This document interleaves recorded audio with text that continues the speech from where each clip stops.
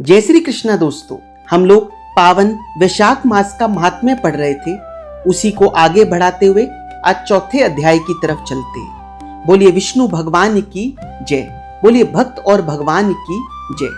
चौथा अध्याय दान का महत्व और वैशाख स्नान के नियम। राजा अम्बरीश को नारद जी बता रहे हैं, वैशाख के महीने में धूप से घबराए और थके मांदे ब्राह्मणों को थकान मिटाने और सुख देने वाले पलंग का दान करके मनुष्य जन्म मरण के कलेश से छुटकारा पा लेता है। जो कोई पहनने, ओढ़ने और बिछाने के लिए वस्त्रों का दान करता है, वह इस जन्म में उत्तम भोग भोगता है और सब पापों से छूटकर मोक्ष प्राप्त करता है।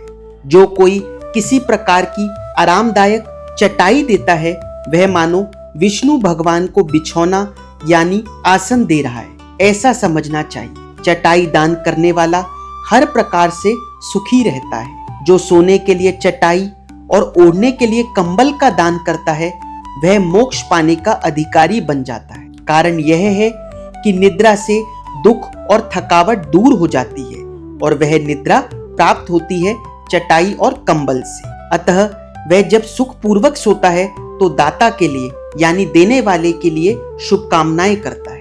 धूप से कष्ट पाए हुए श्रेष्ठ ब्राह्मण को जो बारीक वस्त्र देता है, उसकी आयु बहुत लंबी हो जाती है। वह आयु भर सुख भोग कर परलोक में उत्तम गति पाता है। जो ब्राह्मण को रोली और पुष्प दान करता है, वह इस संसार में सुख भोग कर मोक्ष प्राप्त कर लेता है। जो जल में चंदन और खस मिलाकर दान करता है, देवता उसकी प्रत्येक प्रकार से सहायता करते हैं। उसके सभी पाप नष्ट हो जाते हैं और उसे परमानंद की प्राप्ति होती है। वैशाख मास में जो पुरुष गोरोचन और कस्तूरी का दान करता है, वह तीनों प्रकार के दुखों, आदि, व्याधि, उपाधि से मुक्त हो जाता है और परम शांति प्राप्त करता है। जो धर्मशाला बनवाकर प्यायु सहित ब्राह्मण को दान करता है, वह अपने युग का स्वामी होता है। जो सड़क के किनारे बगीचा, कुआं, तालाब, झोपड़ी यात्रियों के आराम के लिए बनवा देता है, वह सबसे बड़ा धर्मात्मा है। उसके लिए सारा संसार पुत्र के समान है। विद्वान पुरुषों का मानना है कि उत्तम कथाओं का श्रवण, तीर्थ यात्रा, सत्संग, जलदान, अन्नदान, पीपल का वृक्ष लगाना पुत्र के बराबर होता है। अर्थात जो इन कार्यों को करता है, उसकी मुक्ति बिना पुत्र के भी हो ही जाती है।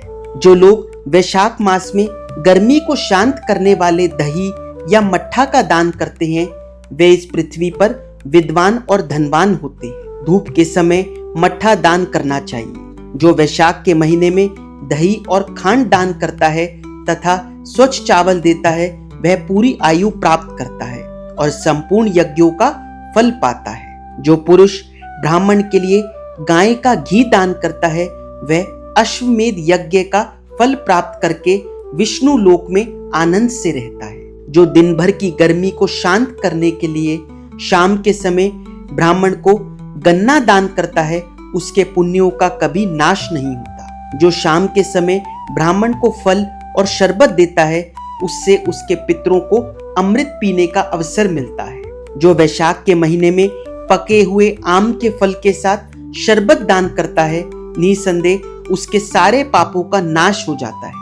जो वैशाख की अमावस के दिन पितरों के प्रति कस्तूरी, कपूर, बेला और खस की सुगंध युक्त शरबत से भरा हुआ घड़ा दान करता है, उसे 96 घड़े दान करने का पुण्य मिलता है। वैशाख में तेल लगाना, दिन में सोना, कांसे के पात्रों में भोजन करना, खाट पर सोना, घर में नहाना, अभक्ष्य भोजन करना, दोबारा भोजन करना तथा रात का भोजन, इन 8 बातों को त्याग देना चाहिए। इस संबंध में स्कंद पुराण में लिखा है, तैलाभ्यंगम दिवा स्वापम तथा वे कांस्य भोजनम खट्वा निद्राम गृहे स्नानम निषिधस्य च भक्षणम वैशाखे वर्ज्य दष्टो दुई भुक्तम नक्त भोजनम। वैशाख मास में व्रत करने वाला जो पुरुष कमल के पत्ते पर भोजन करता है, वह सब पापों से छुटकारा पाकर विष्णु लोक में जाता है।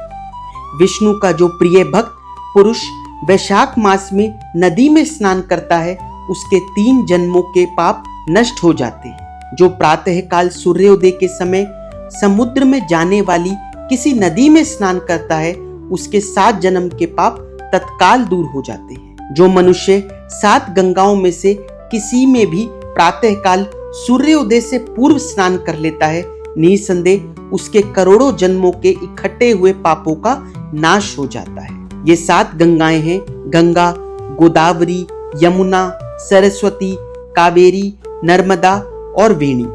वैशाख मास आ जाने पर जो प्रातःकाल बावड़ियों में स्नान करता है, उसके महापातकों का नाश हो जाता है। कंद, मूल, फल, शाक, नमक, गुड़, बेर, पत्र, जल और मट्ठा जो भी वैशाख में दिया जाए वह सब अक्षय हो जाता है, अर्थात इस पुण्य का कभी नाश नहीं होता। जो दान नहीं करता है वह निर्धन हो जाता है। अतः जो पुरुष सुख चाहता है उसे वैशाख के महीने में दान अवश्य करना चाहिए। जब सूर्य मेष राशि पर आ जाए, अर्थात वैशाख मास की संक्रांति आ जाए, तब से लेकर जिस दिन तक वैशाख की संक्रांति रहे उस दिन तक प्रातःकाल स्नान करके भगवान विष्णु की पूजा अवश्य करनी चाहिए। इससे विष्णु भगवान प्रसन्न हो जाते हैं। संसारिक भोगों में पूरी तरह फंसा हुआ और इंद्रियों का दास बना हुआ राजा महिरथ केवल वैशाख मास के स्नान के पुण्य से भगवान विष्णु के लोक को चला गया था। वैशाख मास के देवता भगवान मधुसूदन है, अतः यह एक उत्तम महीना है। वैशाख मास में भगवान की प्रार्थना इस मंत्र से करनी चाहिए। मधुसूदन देवेश वैशाखे मेषगे रवो प्रातः स्नानम करिष्यामि निर्विघ्नं कुरु माधव। अर्थात हे मधुसूदन, हे देवताओं के स्वामी माधव, मैं मेष राशि में सूर्य की स्थिति होने पर वैशाख मास में प्रातः स्नान करूंगा। आप इसे बिना विघ्न के पूर्ण करने की कृपा कीजिए। उसके बाद इस मंत्र से भगवान को अर्घ दे। वैशाखे मेषगे भानो प्रातः स्नान परायणः अर्ध्यम तेहम प्रदास्यामि गृहाण मधुसूदन। यानी मैं वैशाख मास में सूर्य के मेष राशि पर स्थित रहते हुए प्रातः स्नान के नियम में लगा हुआ हूँ। मैं आपको अर्घ अर्पण करता हूँ, कृपया इसे ग्रहण कीजिए। इस प्रकार अर्घ देकर स्नान करें, फिर वस्त्र धारण करके संध्या वंदन और तर्पण करें और वैशाख मास में खिलने वाले पुष्पों से भगवान विष्णु की पूजा करें। इसके बाद वैशाख मास महात्म्य की कथा सुने। ऐसा करने से करोड़ों जन्मों के पाप दूर हो जाते हैं और जन्म मरण के बंधन से मुक्ति मिल जाती है। शरीर अपने अधिकार में है, जल भी अपने पास है, अपनी जीवा पर भी अपना अधिकार है।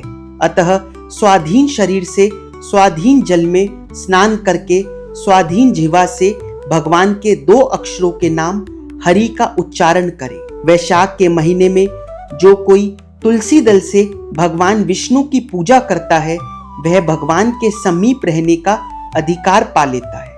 अतः अनेक प्रकार की विधियों से अनेक प्रकार के व्रतों द्वारा भगवान विष्णु की सेवा करनी चाहिए और उनके साकार या निराकार स्वरूप का मन लगाकर ध्यान करना चाहिए। चौथा अध्याय समाप्त हुआ। बोलिए विष्णु भगवान की जय। बोलिए भक्त और भगवान की जय। आइए अब आरती करते हैं। ओम जय जगदीश हरे, स्वामी जय जगदीश हरे। भक्त जनों के संकट, दास जनों के संकट क्षण में दूर करे। ओम जय जगदीश हरे। जो ध्यावे फल पावे, दुख बिन से मन का। स्वामी दुख बिन से मन का। सुख संपत्ति घर आवे, धन दौलत घर आवे, कष्ट मिटे तन का। ओम जय जगदीश हरे। मात पिता तुम मेरे, शरण गहूँ किसकी। स्वामी शरण गहूँ किसकी, तुम बिन और ना दूजा, तुम बिन और ना दूजा, आस करूं जिसकी। ओम जय जगदीश हरे। तुम पूरण परमात्मा, तुम अंतर्यामी, स्वामी तुम अंतर्यामी। पार ब्रह्म परमेश्वर, पार ब्रह्म परमेश्वर, तुम सबके स्वामी। ओम जय जगदीश हरे। तुम करुणा के सागर, तुम पालन करता, स्वामी तुम पालन करता। मैं मूरख खल कामी, मैं सेवक तुम स्वामी, कृपा करो भरता। ओम जय जगदीश हरे। तुम हो एक अगोचर, सबके प्राणपति, स्वामी सबके प्राणपति। किस विध मिलूं दया में, किस विध मिलूं दया में, तुमको मैं कुमती। ओम जय जगदीश हरे। दीन बंधु दुख हरता, ठाकुर तुम मेरे, स्वामी रक्षक तुम मेरे। अपने हाथ उठाओ, अपनी शरण लगाओ, द्वार पड़ा तेरे। ओम जय जगदीश हरे। विषय विकार मिटाओ, पाप हरो देवा, स्वामी पाप हरो देवा।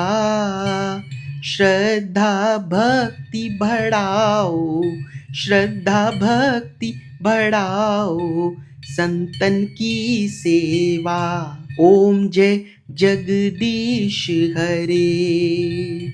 ओम जय जगदीश हरे। स्वामी जय जगदीश हरे। भक्त जनों के संकट, दास जनों के संकट, क्षण में दूर करें। ओम जय जगदीश हरे। बोलिए विष्णु भगवान की जय, बोलिए भक्त और भगवान की जय। अगर आप लोगों को वीडियो अच्छी लगी हो तो वीडियो को लाइक और चैनल को सब्सक्राइब जरूर कीजिएगा। जय श्री कृष्ण।